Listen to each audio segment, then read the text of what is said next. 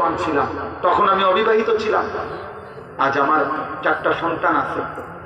তাইলে আমি আজকে তোমাদের ছেলেদেরকে বলি, বাবা আমার এই একটা কথা ইনসাফের সাথে ভাইবো, ভাইয়া তোমার এই বয়সে তুমি যদি এইভাবে এক ওয়াক্ত নামাজ পড়তে মন না চায়, তুমি যদি সারাদিন নারী ছবি মোবাইল নিয়ে ব্যস্ত থাকো, আল্লাহ চাহে তো হায়াতে বাঁচলে ইনশাআল্লাহ তুমিও তো বিবাহিত হবে।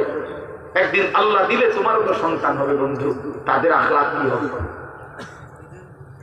তোমার যদি এক ওয়াক্ত নামাজ পড়তে না মন না চায়, তোমার সন্তান কেমন?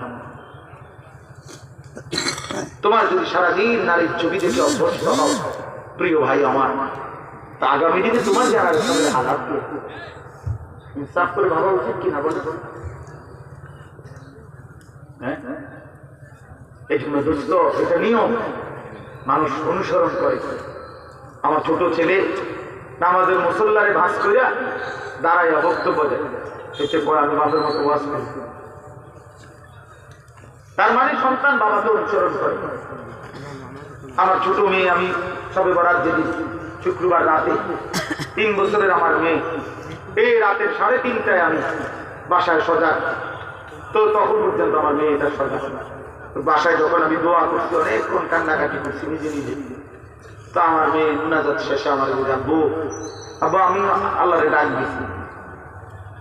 আমি বলছি আব্বু আব্বু আল্লাহ কি করছি? আল্লাহ কিছু কয় না, আমিও ডাক দিছি। তো সেও আল্লাহকে ডাক দিছি। এক সন্তান তার বাবাকে অনুসরণ করে,